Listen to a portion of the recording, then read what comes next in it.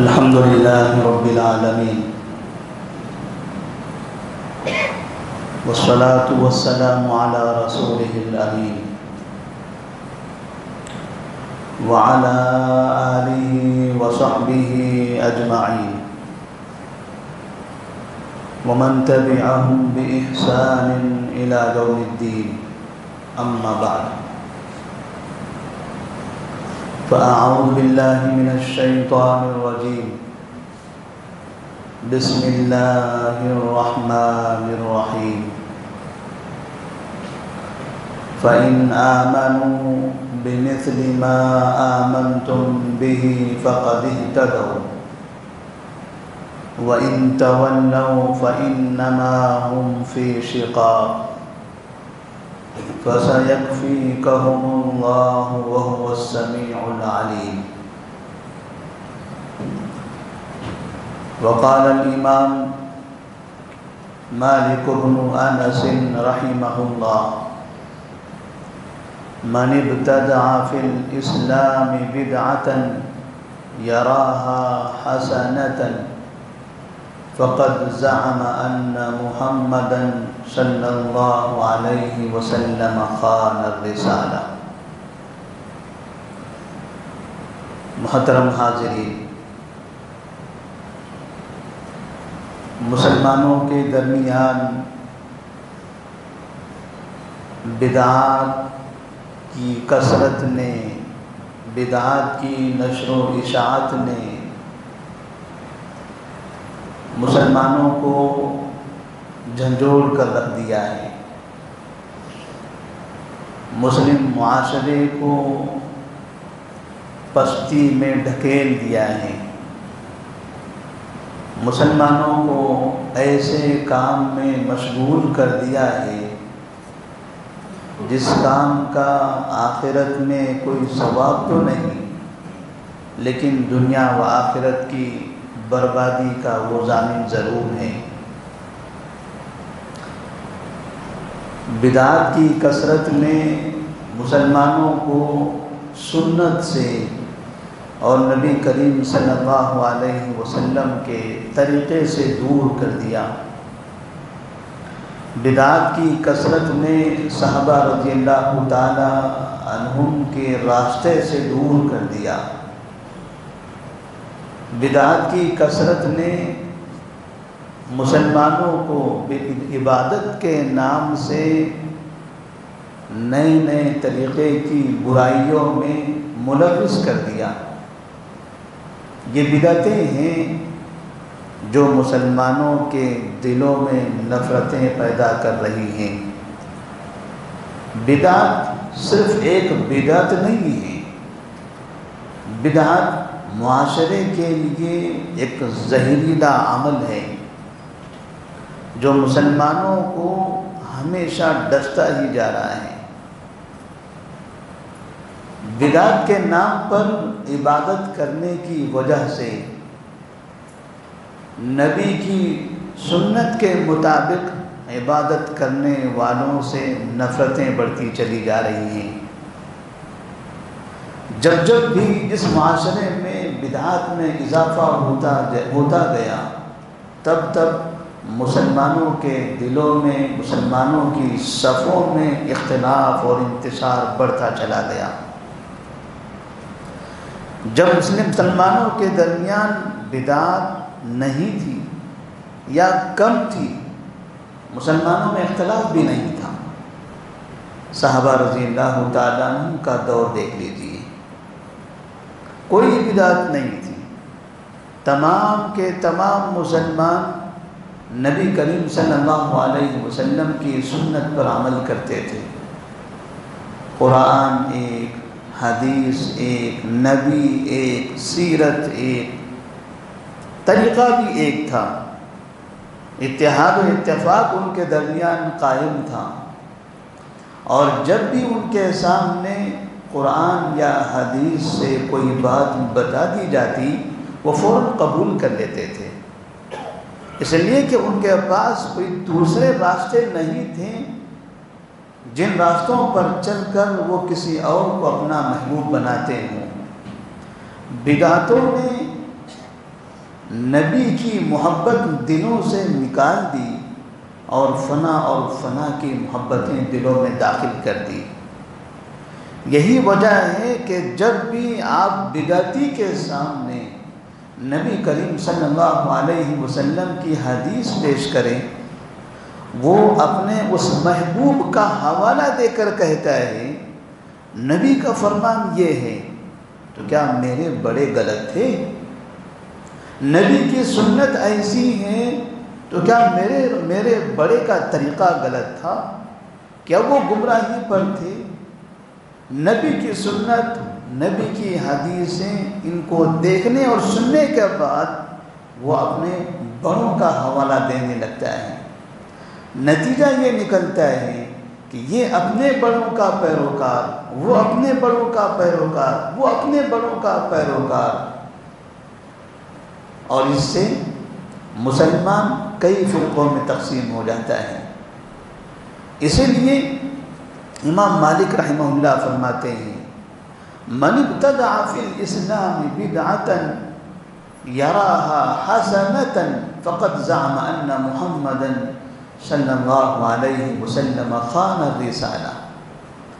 جو شخص اسلام میں کوئی بدعت داخل کرتا ہے اور اس کام کو پھر اچھا بھی سمجھتا ہے، بدعت گمراہی ہے، اور اس گمراہی کو مسلمانوں کی صفوں میں پھیلا کر اس کام کو اچھا سمجھتا ہے، نیک اور باعث ثواب سمجھتا ہے، تو امام مالک رحمہ اللہ فرماتے ہیں فقد زعم ان محمدا صلی اللہ علیہ وسلم خان الرسالہ، تو وہ یہ سمجھتا ہے حقیقت میں کہ کہ محمد صلی اللہ علیہ وسلم نے رسالت میں خیانت کیا تھا۔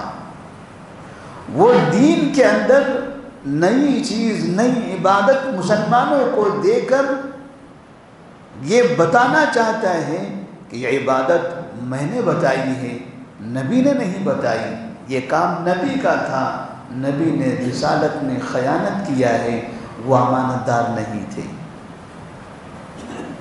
اگر بدعتی کو اتنا بھی احساس ہو جائے کہ بدعت پر عمل کرنے کا یہ مطلب ہوتا ہے، بدعت کو پھیلانے کا یہ مطلب ہوتا ہے کہ میں حق پر ہوں، میں صحیح کام کر رہا ہوں، میں امانت دار ہوں، اور نبی امانت دار نہیں تھے، اتنا بھی اگر اس کو سمجھ آ جائے تو وہ بدعت سے توبہ کر لے گا۔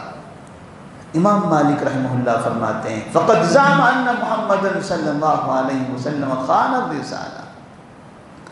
اس لیے بدعتی بظاہر نبی کی محبت کا دعویٰ تو بہت کرتا ہے، لیکن نبی صلی اللہ علیہ وسلم کی حدیثیں جب اس کے سامنے بیان کی جاتی ہیں تو اس سے وہ کنارہ کشی اختیار کرنے لگتا ہے۔ وہ پھر اپنے پیر، اپنے مرشد، اپنے فنا ان کی باتیں، نتیجہ آپ دیکھ رہے ہیں کہ آج جمعہ کا دن ہے، منبر رسول سے بہت سی جگہوں پر خطبے ہو رہے ہیں۔ وہ مسجدیں جہاں بدعت کا ارتکاب ہوتا ہے، وہ دعات اور علماء جو بدعت کا پرچار کرتے ہیں، منبر رسول سے نبی صلی اللہ علیہ وسلم کی حدیثوں کے مقابلے میں پیروں ولیوں کے قصے اور واقعات زیادہ بیان کیے جاتے ہیں۔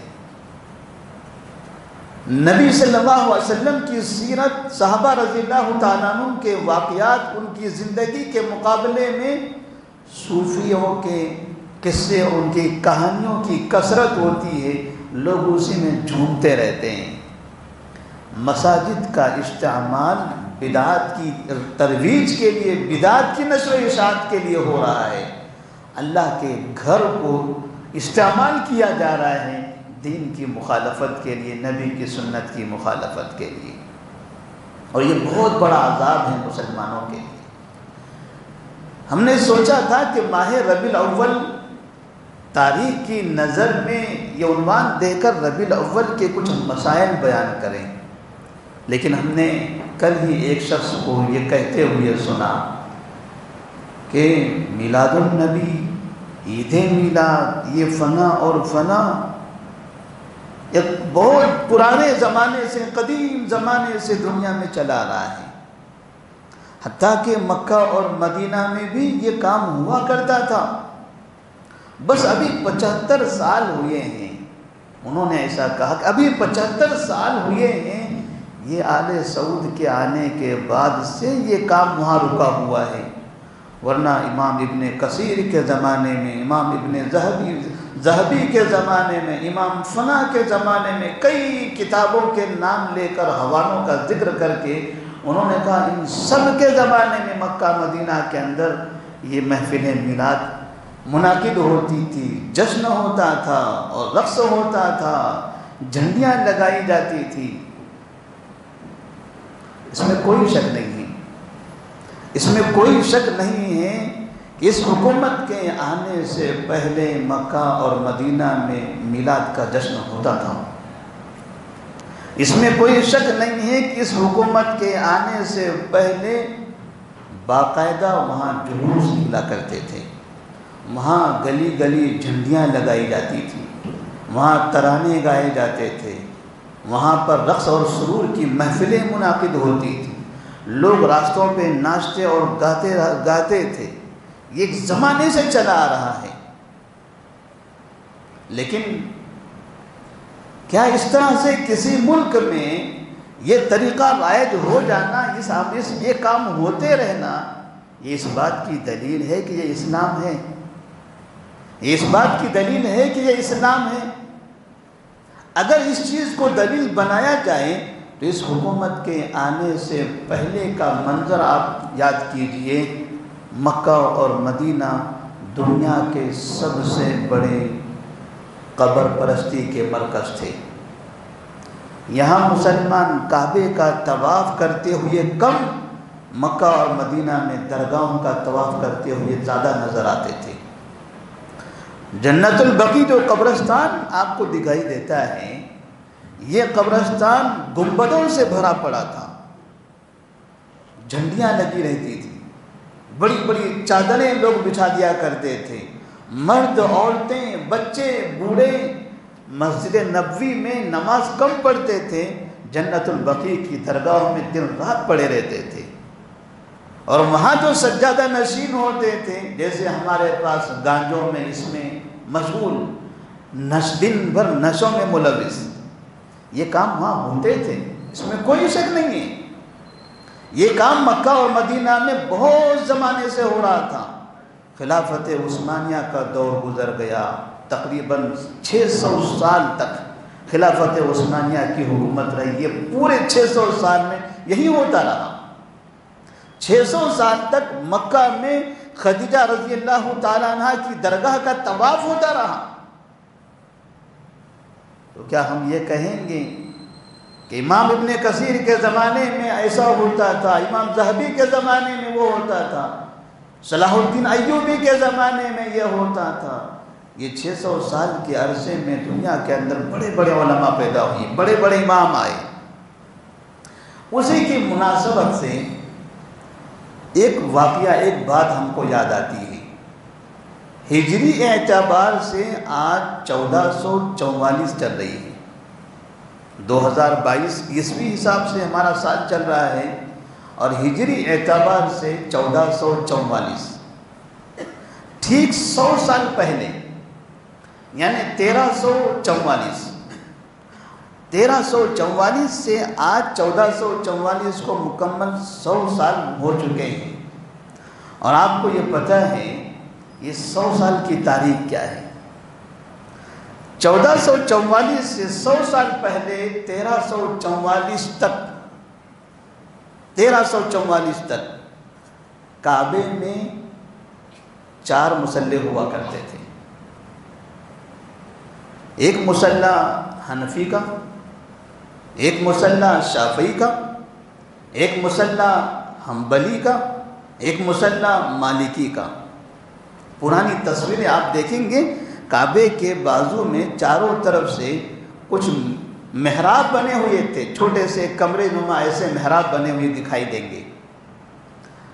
جب حنفی مسلک کا امام اپنے وقت پر نماز پڑھاتا تھا کعبے کے پاس، شافعی، مالکی، حنبلی امام بیٹھے رہتے تھے، ان کی عوام بیٹھی ہوئی رہتی تھی۔ جو حنفی ہوتے تھے وہ کعبے کے پاس اپنے امام کے پیچھے اپنی نماز پڑھ لیتے تھے۔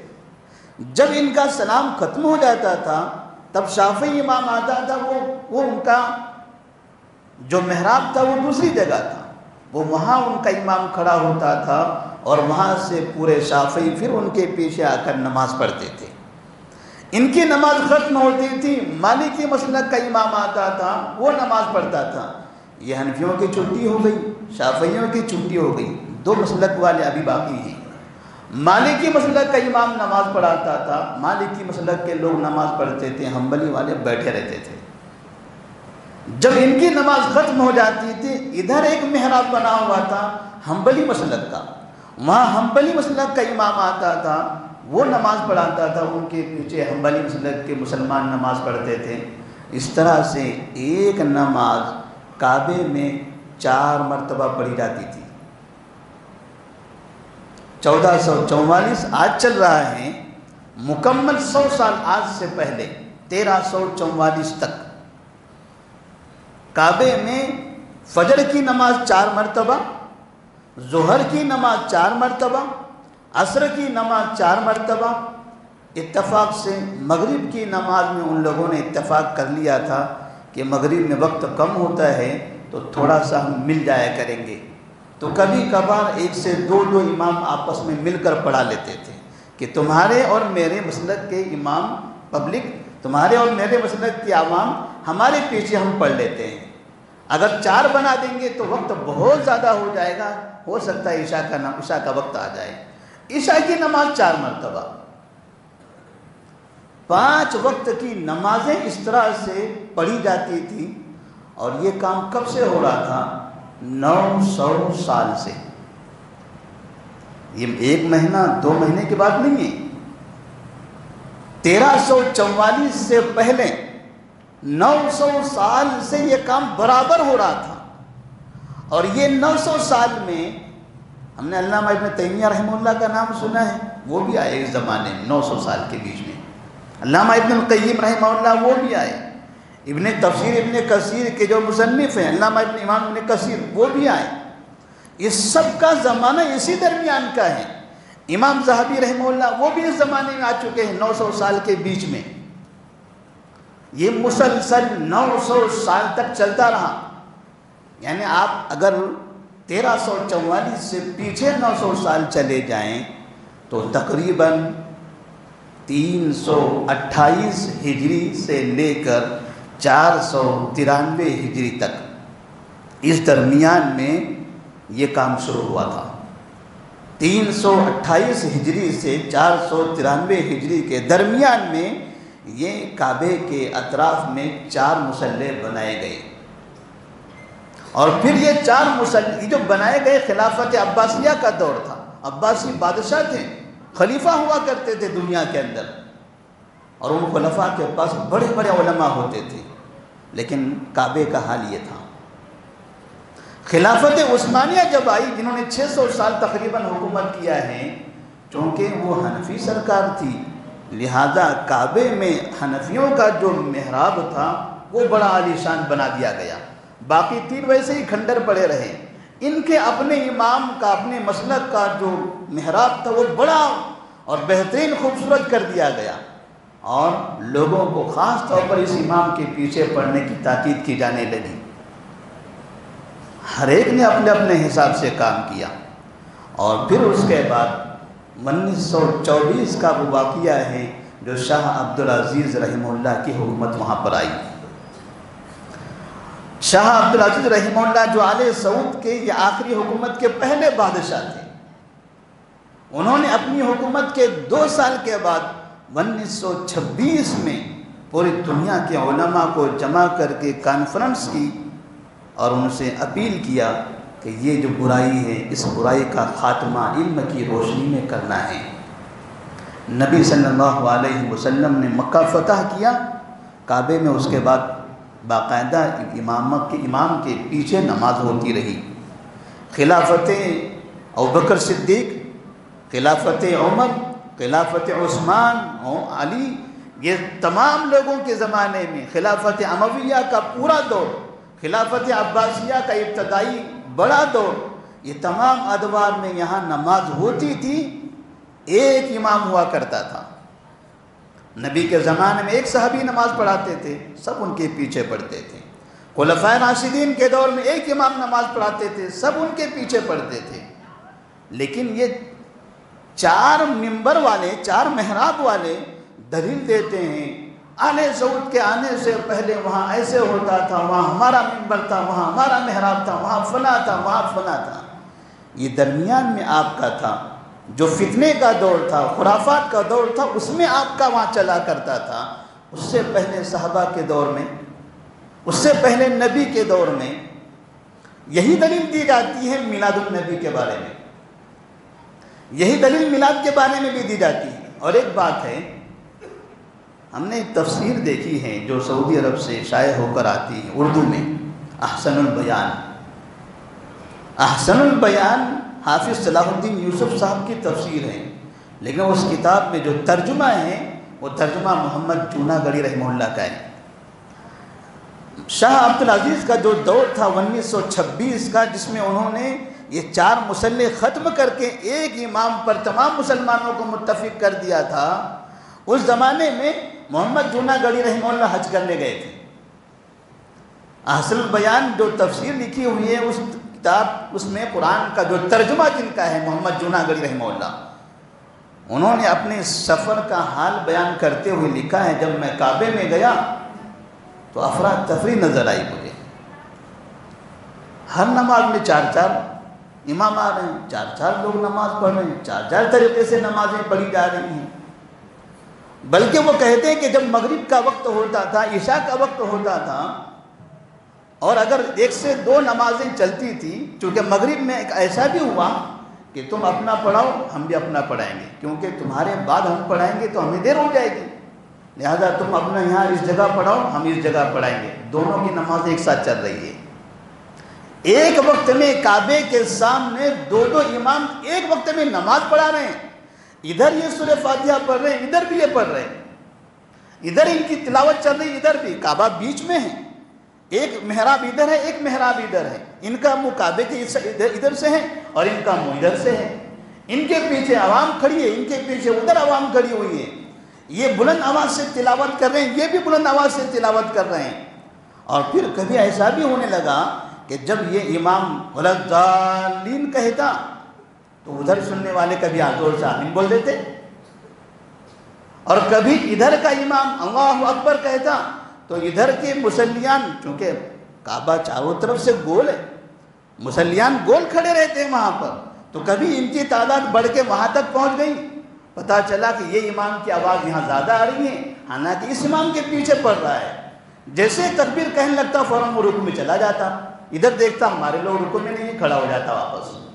تو کئی مرتبہ سجدے رکوع دوسرے امام کے حساب سے ہونے لگ گئے تھے، یعنی اتنا زیادہ خلل واقع ہوتا تھا، لیکن باقاعدہ یہ مسلکی علماء ساری چیز کو رواج دے رہے تھے، یہ سارے فساد پر خاموش تھے، اس کو بڑا اچھا عمل سمجھتے تھے۔ کعبے میں ایک وقت میں 2 امام 2 لوگ قرات کر رہے ہیں، پورے مسلیان کو تکلیف ہو رہی ہے، لیکن یہ مسلکی امام برابر اس سے راضی تھے، یہ بہت اچھا کام ہے۔ یہ کعبے میں اتحاد اتفاق ہے، تم بھی پڑھو ہم بھی پڑھو، سب پڑھتے رہے ایسے ہی۔ اور تراویح کا مسئلہ ایسا تھا، جب رمضان آتا تھا وہ امام وہاں پڑھا رہا ہے، وہ امام یہاں پڑھا رہا ہے، یہ امام یہاں پڑھا رہا ہے، یہ امام یہاں پڑھا رہا ہے، کسی کو کچھ سمجھ میں نہیں آ رہا ہے کون سے سورے میں ہے، کون سے پارے میں ہے، کہاں کس کی رکوع ہو رہی، کہاں کس کا سجدہ ہو رہا ہے۔ لیکن جیسے ہی اس کام کو شاہ عبدالعزیز رحمہ اللہ نے باقاعدہ 1926 میں جب ختم کیا، پوری دنیا کے علماء روڑوں پر آ گئے، سب احتجاج کرنے لگے، آل سعود یہودی ہیں، یہ یہودی آ گئے، یہودیوں کی حکومت آ گئی، ختم کرو ان لوگوں کو۔ یہ تو اچھا کام ہوا تھا، ابھی تک کہ اتنے سال سے ہمارا یہ سب نظام چلتا تھا، فلاں امام کے زمانے میں رہا، فلاں امام کے زمانے میں رہا، یہ کتاب میں فلاں مصنف نے لکھا ہے، اس کتاب میں فلاں مصنف نے لکھا ہے، یہ کون ہو گئے یہاں آ کے ختم کرنے والے؟ انہیں یہ نہیں پتہ ہے کہ نبی کے زمانے میں تو یہ نہیں تھا نا، آپ کے اماموں کے دور میں یہ کام چلتا رہا، اس کا یہ مطلب تو نہیں کہ نبی کا زمانہ تھا، نبی کے زمانے میں یہ نہیں ہوتا تھا، صحابہ کے زمانے میں یہ نہیں ہوتا تھا۔ اور امام محمد چونا گڑھی رحمہ اللہ لکھتے ہیں جب ہم مدینہ جاتے تھے مسجد نبوی میں، وہاں اس سے بدترین حال تھا، کیونکہ وہاں 4 گول تو نہیں ہیں، ایک ہی ممبر ہے، ایک ہی محراب ہے، ایک ہی جگہ کھڑے رہ کر اماموں کو نماز پڑھانا ہے۔ حنفی نماز پڑھا رہا ہے، ان کے چاہنے والے، ان کے ماننے والے نماز پڑھ رہے ہیں، اور بیچ میں کئی لوگ ادھر ادھر بیٹھے ہوئے ہیں، صفوں میں ہی، صفوں کے درمیان میں ہی۔ یہاں ایک آدمی کھڑا ہے، 10 لوگ اس کے بازو میں بیٹھے ہوئے ہیں، وہاں 2 آدمی کھڑے ہیں، 5 لوگ اس کے بازو میں بیٹھے ہوئے ہیں، آپس میں باتیں کر رہے ہیں، وہ امام کی نماز کے ختم ہونے کا انتظار کر رہے ہیں۔ یہ کام بھی 900 سال تک چلتا رہا، 900 سال تک یہ کام چلتا رہا۔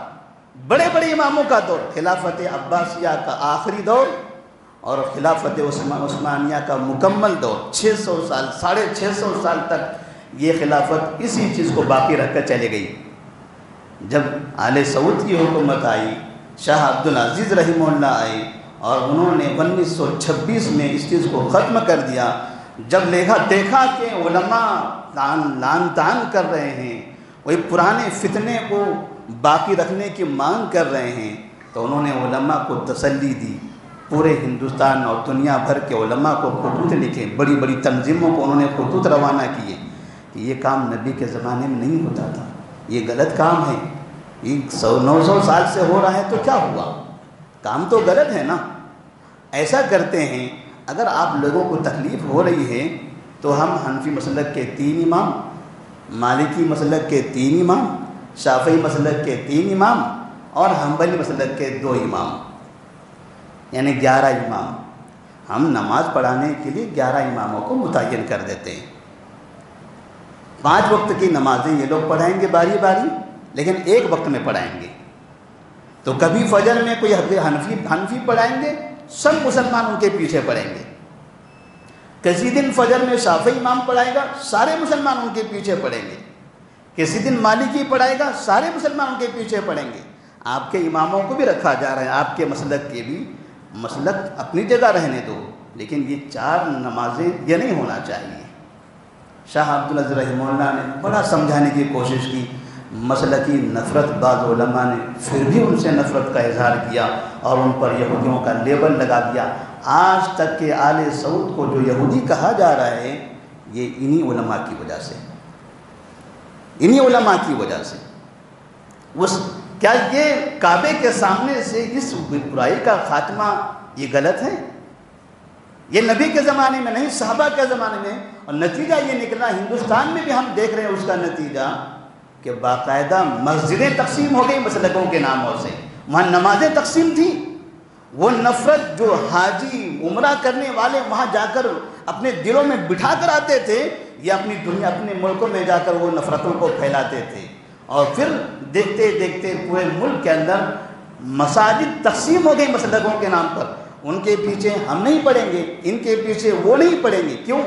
کعبے میں ایسا ہی ہوتا تھا، 900 سال سے وہ تعلیم دی گئی حنفیوں کی طرف سے، خلافت عثمانیہ اور پتہ نہیں کون کون سرکاریں وہاں گئی، سب کی طرف سے یہ پوری دنیا کو پیغام جاتا تھا۔ آج وہاں سے پوری دنیا کے اندر توحید کا پیغام جا رہا ہے تو لوگوں کو نفرت ہے، لوگ اس کو یہودیت کہتے ہیں، لوگ مسلمانوں کے اس اتفاق کو یہودیت کا نام دے رہے ہیں، وہاں کے حکمران کو آل یہود کہتے ہیں۔ نبی کریم صلی اللہ علیہ وسلم ہمیشہ بدعت سے منع کرتے تھے، ہمیشہ بدعت سے روکتے تھے، کل بدعت ضلالہ وکل ضلالۃ فی النار۔ اب میلاد النبی کا جو ذکر ہے، قرآن کی آیتیں، حدیثیں، یہاں وہاں کے بہت سی چیزوں کا ذکر کیا جاتا ہے۔ جیسے 4 مصلے شروع ہوئے تھے 1344 سے 900 سال پہلے، 1328 اور 328 اور 493 کے درمیان میں، وہاں سے یہ شروعات ہوئی تھی۔ اس سے پہلے تک 300 سال تک مسلمان ایک امام کے پیچھے نماز پڑھتے تھے۔ ایسے ہی آپ دیکھیں گے میلاد النبی کی جب ابتدا ہے لوگ کہتے ہیں وہاں بھی میلاد منایا جاتا تھا، مدینے میں ہوتا تھا، فلاں جگہ ہوتا تھا، اس لیے ہوتا تھا، بادشاہ کرتے تھے، رعایا کرتی تھی، علماء کرتے تھے۔ ان کی کتابوں میں ساری چیزیں لکھی ہوئی ہیں، اس میں کوئی شک نہیں ہے۔ تاریخ لکھنے والا سب لکھے گا اپنے زمانے کا، اپنے زمانے کے بارے میں تاریخ لکھنے والا سب لکھے گا۔ ہمارے قرآن مجید میں قوم لوط کا ذکر موجود ہے، تو ان کا ذکر موجود ہے مطلب وہ کام کرنے ہیں۔ شیاطین کے نام موجود ہیں، کیا ان کا مطلب ہے کہ وہ کام ہم کو کرنے ہیں؟ نہیں، جو ہوا ہے وہ لکھا ہوا ہے، جو وہاں ہوتا تھا لوگوں نے لکھا ہے، لیکن لکھنے کا مطلب یہ نہیں ہوا کہ وہ کام آپ کو کرنا ہے۔ وہ تاریخ لکھنے کا مطلب یہ نہیں ہوا کہ وہ کام آپ کو کرنے ہیں، وہ تو تاریخ بیان کی گئی۔ ایسے ہی وہاں میلاد ہوا کرتا تھا، محفلیں اس کی منعقد ہوتی تھی، لوگ ناچتے گاتے ضرور تھے، لوگ شراب پی کے پھرتے تھے۔ میں نے کہا کہ مکہ اور مدینہ میں آل سعود کے آنے سے پہلے تک یہ 900 سال، یہ 1000 سال کا جو عرصہ گزرا ہے، پورے مکہ اور مدینہ میں جگہ جگہ گلی گلی میں درگاہیں تھیں۔ آج آپ کو ایک بھی درگاہ نہیں ملے گی۔ وہاں پہلے مسلمان کعبے کا طواف بھی کرتا تھا، درگاہوں کا طواف بھی کرتا تھا۔ عورتیں جیسے ہمارے پاس ہم دیکھ رہے ہیں، مغرب کا وقت آپ کسی درگاہ کے قریب میں چلے جائیں صرف عورتیں ہی نظر آئے گی۔ یہ مدینہ میں بھی ہوتا تھا۔ مدینہ میں مسجد نبوی میں نماز کے وقت میں اور مرد مسجد میں ہوتے تھے، عورتیں جنت البقیع کے درگاہوں میں بیٹھی رہتی تھی۔ یہ حال ہے، یہ حال کئی زمانے تک چلتا رہا۔ شاہ عبدالعزیز رحمہ اللہ نے آنے کے بعد اس چیز کو ختم کیا۔ اب اگر کوئی کہے کہ پہلے ہوتا تھا، پہلے ہوتا تھا، پہلے ہوتا تھا، تو ٹھیک ہے، ہوتا تھا، مورخین نے لکھا کہ یہاں پر یہ ہوتا تھا، لیکن اس کا یہ مطلب تو نہیں کہ آپ وہ کام کرنے ہیں، وہ غلط کام تھا۔ نبی کے زمانے میں یہ کام نہیں ہوتا تھا، صحابہ کے زمانے میں وہ کام نہیں ہوتا تھا۔ یہ درمیان میں جو بدعتیوں کی حکومتیں آئیں، یہ ان لوگوں نے یہ کام کروایا تھا۔ اور پھر محفل میلاد کے بارے میں مورخین نے لکھا ہے، موصل نامی علاقے کا ایک بادشاہ مظفر الدین، اس شخص نے اس کی شروعات کی۔ اس آدمی کا انتقال ہوا سن 630 ہجری میں۔ 630 ہجری میں اگر انتقال ہوتا ہے، اگر ہم اس کی عمر 90 سال بھی ہم لے لیتے ہیں، تو کم سے کم 550 سال کے بعد، یعنی ہجرت کے 550 سال کے بعد یہ آدمی اس دنیا میں آتا ہے، اور وہاں سے محفل میلاد کی شروعات ہوتی ہے۔ چاروں اماموں میں سے امام ابو حنیفہ، امام مالک، امام شافعی، امام احمد بن حنبل، یہ میلادوں کی مجلسیں قائم کرنے والے یہ اماموں کے لوگ ہیں، اماموں کی تقلید کرنے والے لوگ ہیں۔ لیکن زندگی گزر گئی، کبھی انہوں نے یہ ثابت نہیں کیا کہ امام ابو حنیفہ رحمہ اللہ ناچتے تھے، گاتے تھے، جھنڈے لگاتے تھے اور یہ تماشا کرتے تھے۔ امام شافعی رحمہ اللہ یہ کام کرتے تھے، ہم اماموں کو ماننے والے، ہمارے امام یہ کام کرتے تھے، نہیں، اماموں کا کبھی یہ کام نہیں رہا۔ امام ان لوگوں سے بے انتہا بری ہیں، اماموں کا ان سے کوئی رشتہ ہی نہیں ہے۔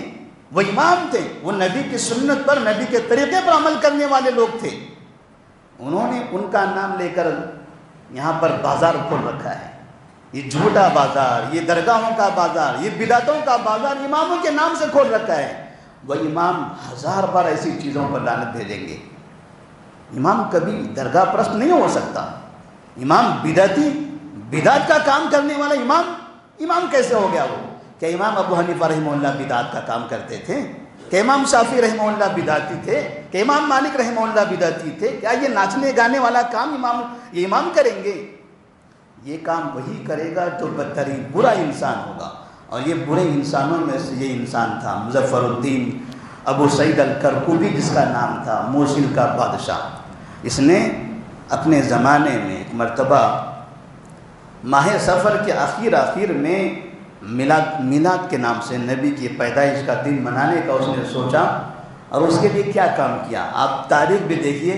مولانا رشید احمد گنگوہی جو دیوبند کے بانیوں میں سے ہیں، انہوں نے اپنی کتاب میں اس کو لکھا ہے، اپنی قوم پر افسوس کرتے ہوئے بھی، کہ کیسی ہماری قوم ہے، کیا کس کی سنت کی پیروی کریں، کون سے طریقے پر ہم چلنا چاہتے ہیں، دلیلیں دیتے دوسری طریقہ ہے پجاریوں کا، شرابیوں کا، اور اپنے کام کو جائز قرار دینے کے لیے قرآن کا حوالہ دیتے ہیں، حدیث کا حوالہ دیتے ہیں۔ کام کہاں سے شروع ہوا؟ تو کہتے ہیں اس آدمی نے شروعات کیسے کی؟ گانے والی عورتوں کو بلایا، ناچنے والے مردوں کو بلایا، ڈھول بجانے والے لوگوں کو بلایا، شہر سے باہر تقریباً 10 دن کا میلہ لگایا۔ وہاں پر راتوں میں ناچتے تھے، گاتے تھے، شراب پیتے تھے، ان کے پاس اونٹ تھے، بکریاں تھیں، گائیں تھیں۔ 10 دن ایسے گزارنے کے بعد، جیسے ہم بعض مرتبہ دیکھتے ہیں بعض لوگ کوئی بڑا تہوار لگاتے ہیں تو شروع میں 10 دن یہ سب کام کرتے ہیں اور 10ویں دن بڑا سا میلہ کرتے ہیں۔ ہمارے علاقوں میں غیر مسلمین کے اندر یہ کام ہوا کرتا ہے۔ ایسے ہی 10 دن تک کہ یہ بڑی محفلیں منعقد ہونے لگی، راتوں میں ناچنا گانا یہ سب چلتا تھا۔ اور جب 10 دن مکمل ہو گئے، ربیع الاول کا مہینہ شروع ہوا، تقریباً 12 ربیع الاول سے 2 دن پہلے 10 ربیع الاول کو اب وہ اونٹ، گائے، بکریاں وہ ذبح کرنے لگا اور سب ذبح کر کے پورے موصل والوں کو اس نے دعوت دی تھی۔ 10 دن اس جگہ یہ حرکتیں ہوتی رہی، میلاد نبی کی میلاد کے نام سے، نام نبی کا اور یہ کام شیاطین کا۔ ناچنے سے باقاعدہ میلاد کی شروعات ہوئی، گانے سے میلاد کی شروعات ہوئی، عورتوں کو نچوا کر اس کی شروعات کی گئی۔ نتیجہ یہ ہے کہ آج بھی آپ دیکھیے میلاد منانے والوں میں وہ حرکتیں پائی جا رہی ہیں۔ میلاد منانے کا جو رسم منا رہے ہیں آج بھی ان کے پاس ناچنے گانے ڈھول بجانے۔ آپ ظہر کے وقت میں دیکھیے مساجد کے سامنے سے ڈھول بجاتے ناچتے ہوئے جاتے ہیں مگر مسجد میں نہیں آتے۔ یہ اللہ کا عذاب ہے، یہ اللہ کا عذاب ہے۔ نبی کا نام لے کر نبی کی توہین، اسلام کی توہین، اور پھر کس کی سنت؟ شرابیوں کا طریقہ، ایسے جواریوں کے طریقے پر عمل کرتے ہیں اور حوالہ دیتے ہیں نبی کا، حوالہ دیتے ہیں قرآن کا۔ یہاں تک کہ ایک نے تو کہہ دیا کہ اللہ تعالیٰ نے آسمان پر جھنڈے لگا دیے، آسمان پر جھنڈے لگا دیے۔ اتنا جھوٹ، اتنی برائی! یہ بدعت کی سزا ہے یہ۔ اس لیے کہتے ہیں کہ بدعت سے توبہ کرو، بدعت سے اجتناب کرو۔ بدعت انسان کو جانور بنا دیتے ہیں، بدعت انسان کو حیوان بنا دیتے ہیں، بدعت انسان کو درندہ بنا دیتا ہے، بدعت انسان کو اسلام سے دور کر دیتا ہے، بدعت انسان کو نبی کا دشمن بنا دیتا ہے، سنت کا مخالف بنا دیتا ہے۔ جو انسان بدعتی ہوگا کبھی اس کے دل میں نبی کی محبت نہیں آئے گی۔ وہ نام لے نبی کا، وہ اپنی زبانوں کا استعمال کرے لیکن دل کے اندر کبھی وہ نبی سے محبت نہیں کرے گا، وہ کبھی اس کو احادیث رسول سے محبت نہیں ہوگی، وہ ہمیشہ حدیثوں کا انکار ہی کرتا رہے گا۔ اور پھر یہ جو کام اس نے کیا تھا، اس کام کو باقاعدہ پورے ملک میں نافذ کرنے کے لیے اس نے ایک عالم کا استعمال کیا۔ ابن دہیہ الکلبی نامی ایک شخص تھے، اس زمانے کے عالم تھے۔ انہوں نے ایک کتاب لکھی، التنویر فی مولد السراج المنیر، التنویر فی مولد السراج المنیر۔ آج بھی میلاد کے نام پر علماء کتابیں لکھ رہے ہیں۔ سب سے پہلی کتاب میلاد کے بارے میں یہ لکھی گئی اور اس نے یہ ناچنے گانے مظفر الدین کا جو کارنامہ تھا اس کی بڑی تعریف کی۔ یہ خوشیاں منانا اور یہ جانور کاٹ کاٹ کے لوگوں کو کھلانا یہ بڑا ثواب کا کام ہے، نبی کے نام سے کھلاؤ۔ اور پھر اس کتاب کے لکھنے پر اسی جواری انسان نے 1000 اشرفیاں ان کو انعام دی۔ یہ اس کی شروعات ہے میلاد کی، یعنی نبی صلی اللہ علیہ وسلم کی ہجرت کے 550 سال کے بعد سے اس کی شروعات ہو رہی ہے۔ اس سے پہلے چاروں اماموں کا دور گزر گیا، محدثین کا دور گزر گیا، تابعین اور صحابہ کا دور گزر گیا، کسی دور میں میلاد کی محفلیں منعقد نہیں ہوئی، یہاں سے اس کی شروعات ہوئی۔ جب 500 سے لے کر اگر آج سے 100 سال پہلے تک 800 سال 900 سال اگر مکہ مدینہ میں یہ ہوتا رہا، اس کا مطلب یہ نہیں کہ وہ دلیل ہے۔ لوگ اسی تاریخ کو بیان کر رہے ہیں، بڑے بڑے علماء کہہ رہے ہیں یہ آل سعود کے آنے سے پہلے مکہ میں ہوتا تھا، مدینہ میں ہوتا تھا، فلاں جگہ ہوتا تھا، ٹھیک ہے ہوتا تھا، وہاں سب ہوتا تھا، تمہاری حکومتیں تھیں، وہاں بدعتیوں کی سرکاریں تھیں، وہاں مشرکین افراد وہاں حاکم ہوا کرتے تھے، اور کئی مرتبہ تو شیعوں نے وہاں حکومت کی ہے، ان کے زمانے میں دنیا کی ساری برائیاں وہاں پر ہوتی رہی، تو وہ زمانے میں برائیاں ہوتی تھی، آج نہیں ہیں، اس کا مطلب یہ نہیں کہ آپ وہ برائی کرنا چاہو، اللہ کا احسان مانیے، اللہ کا شکر منائیں۔ ہم کئی مرتبہ کہتے ہیں اللہ تبارک و تعالیٰ نے اس علاقے میں آل سعود کو اللہ کی رحمت بنا کر بھیجا ہے۔ لوگوں نے، یہ مسلکی پجاریوں نے اس سرکار کو، وہاں کے علماء کو، وہاں کی عوام کو، وہاں کے حکمران کو یہودیوں کی شکل میں پیش کیا، لیکن پوری دنیا کے اندر یہ قبر پرستی سے کوئی علاقہ اگر پاک ہے وہ وہی علاقہ ہے۔ اس جگہ سے ساری دنیا کے اندر اسلام کی بے انتہا خدمت ہوتی ہے، اسلام کی خدمت کرنے کو بھی یہ لوگ یہودیت کہتے ہیں۔ وہاں سے ہمارے پاس اتنے قرآن موجود ہیں، یہ سارے قرآن مجمع ملک فہد شاہ فہد رحمہ اللہ کی پرنٹنگ پریس سے چھپ کر پوری دنیا میں فری تقسیم ہوتا ہے، اس کو بھی لوگ یہودیت کہتے ہیں۔ پوری دنیا کی زبانوں میں، الگ الگ زبانوں میں، دنیا کی کوئی ایسی زبان نہیں جس میں قرآن کا ترجمہ نہ ہو۔ آپ کو چائنیز زبان میں چاہیے، آپ جا کر مدینہ میں لیجئے۔ رشین زبان میں آپ کو قرآن چاہیے، وہاں جا کر لیجئے۔ تلنگانہ کی تیلگو زبان میں آپ کو قرآن چاہیے، آپ مدینہ جا کر لیجئے۔ آپ کو کنڑ زبان میں قرآن چاہیے، مدینہ جا کر لیجئے۔ وہاں کی سرکار نے دنیا کی ہر زبان میں قرآن کے ترجمے تفسیر کر کے ساری دنیا میں پھیلا دیا۔ یہ مسلکی پجاری کہتے ہیں وہ یہودی لوگ ہیں، جسی کو یہودیت کہتے ہیں۔ اللہ سے توبہ کرنا چاہیے ان لوگوں کو، شر کو خیر اور خیر کو شر، یعنی اس طرح سے جو مسلکی تعصب کے بنا پر جو ان کی زبان سے گندگی نکلتی ہے، اسی کی وجہ سے یہ قوم بدعت میں، شرک میں مبتلا ہے۔ ان کے درمیان علماء کی کمی نہیں ہے، ان کے درمیان مدرسوں کی کمی نہیں ہے، ان کے درمیان شیخ الحدیث، شیخ التفسیر کی کمی نہیں ہے، بے انتہا موجود ہیں۔ مفتیان کی کمی نہیں ہے، گلی گلی میں ان کے مفتیان موجود ہیں، جگہ جگہ ان کی مسجدیں ہیں، لیکن بدعت اور شرک ان کے ساتھ سائے کی طرح ان کی زندگی میں چل رہی ہے۔ اللہ تبارک و تعالیٰ کا ہم احسان مانتے ہیں، اللہ کا ہم شکر ادا کرتے ہیں کہ ہمارے علماء نے، ہمارے افراد نے، ہمارے اسلاف نے نبی کا جو طریقہ تھا وہ ہمیں دیا۔ آج ہم ان تمام برائیوں سے محفوظ ہیں، شرک سے اللہ نے ہم کو محفوظ رکھا، ہمارے گھرانے کو محفوظ رکھا، بدعات سے ہم کو محفوظ رکھا ہے۔ اتنی اکثریت بدعات پر ہونے کے باوجود بھی، چند ہوتے ہوئے بھی ہم بدعات سے محفوظ ہیں، یہ رب کا شکر ادا کرنا چاہیے۔ ورنہ لوگ اکثریت کو دیکھ کر بھاگتے ہیں، وہ اکثریت میں پگڑیاں نظر آئے گی، داڑیاں نظر آئے گی، سرمے نظر آئیں گے، بہترین قوالیاں، بہترین کپڑے نظر آئیں گے، بڑے بڑے قافلے میں گزرتے ہوئے علماء نظر آئیں گے۔ لوگ ان چیزوں کو دیکھ کر سمجھتے ہیں ارے یہ تمہیں لوگ تو شاید یہ حق پر ہوں گے۔ اللہ نے ان سب نظاروں کے باوجود بھی ایسے لوگوں کی پیروی کرنے سے ہم کو بچایا، نبی کی سنت کی پیروی کرنے والا ہم کو رکھا ہے۔ یہ اللہ تبارک و تعالیٰ کا شکر ہے۔ جتنا ہم شکر ادا کریں اللہ تعالیٰ کا وہ کم ہے۔ لہٰذا دنیا میں جہاں کہیں بھی کوئی شخص توحید کی دعوت دیتا ہو، لوگوں کو توحید کی طرف بلاتا ہو، بدعات سے روکتا ہو، ہم ان سے محبت کرتے ہیں۔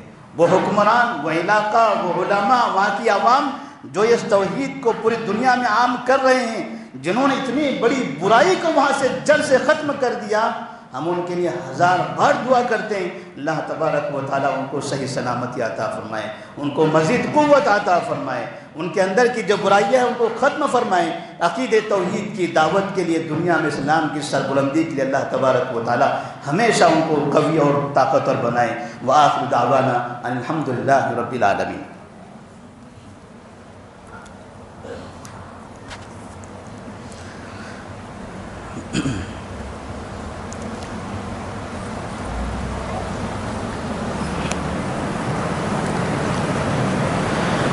إن الحمد لله نحمده ونستعينه ونستغفره ونعوذ بالله من شرور أنفسنا ومن سيئات أعمالنا من يهده الله فلا مضل له ومن يضلل فلا هادي له وأشهد أن لا إله إلا الله وحده لا شريك له وأشهد أن محمدا عبده ورسوله أما بعد فإن خير الحديث كتاب الله وخير الهدي هدي محمد صلى الله عليه وسلم وشر الأمور محدثاتها وكل محدثة بدعة وكل بدعة ضلالة وكل ضلالة في النار. أعوذ بالله من الشيطان الرجيم. إن الله وملائكته يصلون على النبي يا أيها الذين آمنوا صلوا عليه وسلموا تسليما. اللهم صل على محمد وعلى آل محمد كما صليت على إبراهيم وعلى آل إبراهيم إنك حميد مجيد. اللهم بارك على محمد وعلى آل محمد كما باركت على إبراهيم وعلى آل إبراهيم إنك حميد مجيد. ربنا آتنا في الدنيا حسنة وفي الآخرة حسنة وقنا عذاب النار. عباد الله رحمني ورحمكم الله، إن الله يأمر بالعدل والإحسان وإيتاء ذي القربى وينهى عن الفحشاء والمنكر والبغي يعظكم لعلكم تذكرون. اذكروا الله يذكركم وادعوه يستجب لكم ولذكر الله تعالى أعلى وأولى وأجل وأهم وأتم وأكبر.